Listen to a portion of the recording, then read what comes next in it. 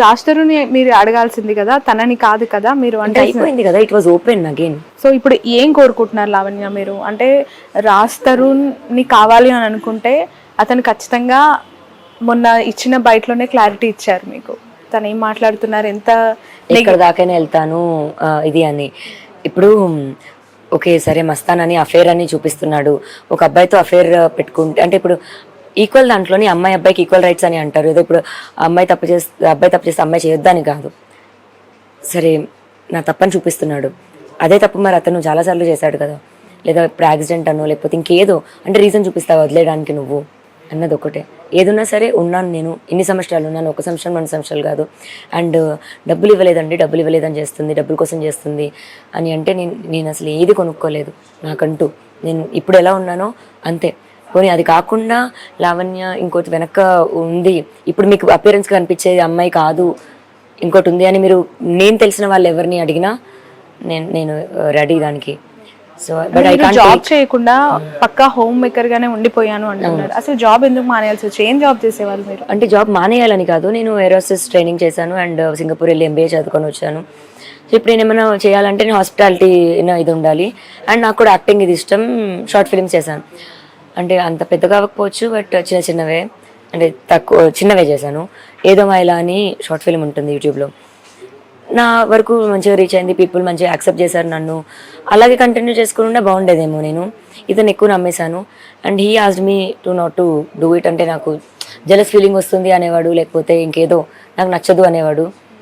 నేను సరే ఎందుకు గొడవ పడ్డాము ఫైన్ అని చెప్పి వదిలేశాను నిజంగా. బట్ అతను ఆ రోజు చెప్పుంటే 10 సంవత్సరాల తర్వాత నేను వదిలేస్తాను అని చెప్పుంటే డెఫినెట్గా కంటిన్యూ చేసుకునేదాన్ని. నాది నాకంటూ ఒక వే ఉండేది. ఇప్పుడు ఏది కాకుండా అయ్యాను, but I will get him back. Audio call ఒకటి వచ్చింది బయటికి, అది విన్నాను. దాంట్లో పదే మీరు తిడుతున్నారు సాయి అని, అండ్ బిగ్ బాస్ అన్నపూర్ణ స్టూడియోకి వెళ్తాను నాగార్జున గారు అని చెప్పి. ఏంటది ఆ కన్వర్సేషన్ ఏంటి? నాకు తెలిసి అది ఎందుకు జరిగి ఉంటుంది అంటే, అతను నువ్వు ఎక్కడికన్నా వెళ్ళు నేను చూసుకుంటాను ఇది అని కొంచెం ఇట్లా కేర్లెస్గా తీస్తున్నాడు అనమాట. అప్పుడు నాకు ఇంకా అది చాలా కోపం మీద వస్తుంది. అండ్ నాకు అప్పుడు అవసరం, ఒక మనిషి అన్నది అవసరం, ఆ మనిషి అవసరంకి కూడా అతను పట్టించుకోకుండా ఉన్నాడు. అండ్ నాకు దెబ్బలు తగలేదు, ఇంకా కొట్టాడు ఇవన్నీ నేను ఇంకా ఇది చెప్పలేను. నా బ్లడ్ మాకు చూపించారు, నాకంతా బ్లడ్ ఇది అవుతుంది. ఎందుకు కొట్టారు అసలు రాష్ట్రం? గొడవ ఇంకంతా. సో పర్టికులర్గా ఈ రీజన్ అని ఇది కాదు, ఇష్యూస్ అవుతుండే మాకు. ఇంకా కొట్టేంత స్థాయిలో అయ్యాయి, బట్ ఏం జరిగినా ఇన్ని రోజులు చెప్పలేదు. ఇంకా తప్పకే ఈ సంవత్సరం బయటికి రావాల్సింది. అంటే ఈ సెప్టెంబర్ తర్వాత మ్యాన్ హ్యాండ్లింగ్ జరిగిందా మీ పైన? బిఫోరే జరిగిందా ఇష్యూ? బిఫోర్ లేదు, తర్వాతే జరిగింది. అంటే ఈ ఇష్యూతోనే అతను ఎప్పుడు నా మీద చేయలేకపోయాడు, ఎప్పుడు. ఓకే, ఇంకా నేనే కొట్టేదాన్ని అని. నాకంటే 6 months చిన్న కదా, నాకు కొంచెం హక్కుగా నేను ఎక్కువ తీసుకునేదాన్ని, కానీ వాడెప్పుడు కొట్టలేదు. బట్ మీ అడ్వకేట్ మీ పైన దాడి చేశారు అని చెప్పి కొన్ని ఫొటోస్ చూపించారు. జరిగింది అది. ఇష్యూస్ వల్ల మేము ఎక్కువ అయిపోయేవి. అంటే నేను I couldn't take that fact that he gonna leave me, నువ్వు పో అని అది తీసుకోలేకపోయేదాన్ని. ఇప్పుడు గొడవలో దీన్ని ఎగ్జాంపుల్ అలా మాట్లాడితే వాట్ డూ యూ మీన్ అన్నదానికి వెళ్ళిపో నువ్వు అన్న ఇది ఐ కుడెంట్ టేక్ దట్. అప్పుడు చాలా ఎక్కువ గొడవ పడేవాళ్ళం. ఓకే, సో ఇప్పుడు రాష్ట్రం సెటిల్మెంట్ చేసుకోమని చెప్పి మిమ్మల్ని ఫోర్స్ చేస్తున్నట్టు కూడా తెలుసు. నాకు సెటిల్మెంట్ వద్దండి, నేను దానికోసం నేను చేయట్లేదు. మరి అందరికీ నెగిటివ్గా ఎందుకు వెళ్ళి నేను సెటిల్మెంట్ మనీ కోసం చేస్తున్నాను ఇదంతా అని ఎందుకు రీచ్ అవుతుందో నాకు తెలీదు. నాకు ఏం ఆఫర్ చేశారు అంటే, ఇప్పుడు నేను డిపెండెంట్ అయ్యాను. ఇప్పుడు హౌస్ వైఫ్స్ అంటేనే ఇంకా డిపెండెంట్. అదే as I was not working, నాకు ఇంకా మనీ పే ఎక్కడి నుంచి వస్తుంది? He has to pay. ఇన్ని సంవత్సరాలు చేశాడు, మరి ఇవన్నీ గోస్ మరి నా పరిస్థితి ఏంటి అని అడుగుతాం. అప్పుడు దాంట్లోని హీ ఈజ్ లైక్ హౌస్ ఇస్తాను అండ్ 15 dogs and 4 cats ఉన్నాయి కాబట్టి వాటికి మెయింటెనెన్స్కి ఇస్తాను. బట్ అది కూడా మనం నలుగురిలో కూర్చొని మాట్లాడుకుంటేనే. అంటే ఆ కుక్కలు ఆ పిల్లలు కూడా మీరే చూసుకోవాలా?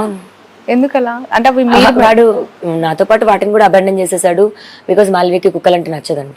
సో ఆ కుక్కల్ని చివరికి మీకు మిగిల్చి వాటికి పే చేస్తానని చెప్తున్నారు. ఓకే, ఎంతకాలం నుంచి కుక్కలు దేవన్ నుంచి ఉండే? మా లైఫ్ స్టార్ట్ అవ్వడం 2014 ఇలా మాది అయ్యిందో లేదో 3 నెలలకు అమ్మాయికి మరి కడుపు రావాలి, మరి తీసుకొచ్చి కుక్క పిల్లలు పెట్టాడు. అప్పటి నుంచి స్టార్ట్ అయిన కుక్క పిల్లలు. యా, ఎన్ని కుక్కలు ఉన్నాయి మొత్తం? 15 dogs and 4 cats. వాటన్నిటికీ మీరే మెయింటెనెన్స్ ఎవ్రీడే? ఎవ్రీడే. నేను, తమ్ముడు అండ్ ఇంకొక అబ్బాయి ఉంటాడు వర్కర్, ముగ్గురం చేసుకుంటాం. అలా అలా ఇప్పుడు ఈ 10 సంవత్సరాలు మాకు ట్రావెల్ అయిన పోనీ పనబ్బాయి పోనీ ఎవరిని అడిగినా చెప్తారు how we used to be అని. ఇప్పుడు ఆ కుక్కలు అంటే ఎఫెక్షనేట్ కదా టువర్డ్స్ రాజ్ తరుణ్ పట్ల కూడా ఎఫెక్షన్ ఉంటాయి చాలా. అసలు మీరు తన సోషల్ మీడియాలో డాగ్స్ ని చూసుంటే, ఫొటోస్ చూసుంటే కూడా తన పెట్స్ తో ఉన్నవి అన్ని ఉంటాయి. రైట్. పిల్లల్లాగే చూసుకున్నా. ఇండస్ట్రీ నుంచి ఎలాంటి సపోర్ట్ వచ్చింది మీకు లావణ్య? రాలేదండి ఇంకా, టు బి హానెస్ట్. ఎక్కడ సపోర్ట్ రాలేదు. హెల్ప్ కావాలనే కోరుకుంటున్నాను. మరి అతను వద్దు అన్నదానికి అతనికి వద్దు అన్నకు హెల్ప్ చేస్తున్నారు, మరి ఎందుకు చేస్తున్నారో తెలియదు. మరి నేను ఇన్ని సంవత్సరాలు ఉన్నాను, మరి నాకు కూడా హెల్ప్ చేయాలి. అండ్ మరి రాజా రవీంద్ర గారికి అంత కాంటాక్ట్స్ ఉన్నాయేమో, అటు సైడే సపోర్ట్ అంతా వస్తుందేమో. నేను కూడా హెల్ప్ అడుగుతున్నాను అండ్ నాకు కూడా హెల్ప్ కావాలి. ఓకే. అంటే ఎవరినైనా రిక్వెస్ట్ చేయాలనుకుంటున్నావా? మీ అభిప్రాయం అంటే లైక్ ఈ టఫ్ సిచ్యువేషన్లో ఇండస్ట్రీ పర్సన్ కాబట్టి. నాకు శివుడు అంటే చాలా ఇష్టం అండి. అండ్ మళ్ళీ అదే విధంగా పవన్ కళ్యాణ్, మనుషుల్లో అయితే పవన్ కళ్యాణ్ నాకు చాలా ఇష్టం. ఆయన సీఎం అవ్వాలి అని అంటే ఒకరోజు అవుతాడు అని అయితే నాకు ఇట్లా ఫుల్ నమ్మకం ఉండేది. ఎంత తిట్టినా ఏది ఉన్నా సరే. మాకు వాట్సాప్ డీపీల్లో దగ్గర నుంచి కార్లో వెనకాల ఫోటోల వరకు కానీ, ఫస్ట్ సినిమా డే రిలీజ్ అయితే పేపర్లు ఎగరడం దగ్గర నుంచి అలానే స్టార్ట్ అయిన ఒకటి ఫేవరెట్ యాక్టర్ దగ్గర నుంచి ఆయన అంటే ఇది డెఫినెట్గా ఆయన ఆఫీస్ వరకు మరి ఏమో తెలీదు, వెళ్ళి అడగాలని అయితే అనుకుంటున్నాను.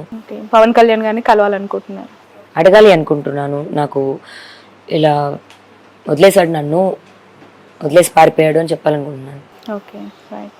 ఫైనల్లీ ఎలాంటి స్టెప్స్ వేయబోతున్నారు? అంటే ఎటువైపు నుంచి న్యాయం జరుగుతుంది, ఎలా ముందుకెళ్ళాలి? రాజ్ తరుణే కావాలి, రాజ్ తరుణ్ కావాలి అనుకుంటే అటు నుంచి అంతే పుషప్ నాకు వద్దు అనే మాట కూడా వినిపిస్తుంది కదా. అంటే అదే అండి, ఇప్పుడు పవన్ కళ్యాణ్ గారు కూడా మ్యారేజెస్ అన్నవి 2-3 అట్లా అయి ఉంటాయి. బట్ ఐఎమ్ షూర్ ఆయన వాళ్ళ వైఫ్స్కి అంతే ఇంపార్టెన్స్ ఇచ్చి, అంతే వాల్యూ ఇచ్చి చూసుకొని ఉంటారేమో, బాధ్యతలు అయితే వదులుకొని ఉంటారేమో. బట్ ఇక్కడ రాజ్ తరుణ్ నాకు అలా చేయలేదు కదా. నన్ను అబాండన్ చేసి, పిల్లల్ని అబాండన్ చేసి, మాకు తిండి కూడా, ఫుడ్ కూడా ఇవ్వకుండా అతను చేసిన పరిస్థితి అయితే ఉంది. సో ఇప్పుడు హెల్ప్ తీసుకోవాల్సిన అవసరం ఉంది. సో మీకు ఫుడ్ అంటే అలవెన్సెస్ కూడా లేదు, ఏమీ లేదు. మొత్తం ఒక్కసారిగా కట్ చేసేసాడు.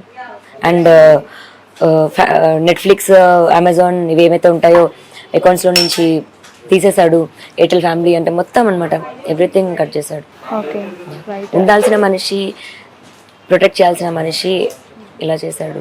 Right. Yeah, right. Thank you so much Lavanya. Wish you all the best. ఇలాంటి సిచ్యువేషన్ లో కొంత ధైర్యంగా ఉండాలి మీరు. ఎందుకు అనంటే చాలా మంది చూస్తూ ఉన్న వాళ్ళకి ఈ ట్రయాంగిల్ స్టోరీలో ఎవరిది తప్పు ఎవరిది రైట్ అనేది అర్థం కావడానికి కొంచెం టైం పడుతుంది of course. But Raj Tarun చేసిన ఇన్సిడెంట్స్ అనేది మీలాంటి వాళ్ళు బయటకు వచ్చి చెప్తేనే కనిపిస్తాయి కాబట్టి. So wish you all the best. Thank you.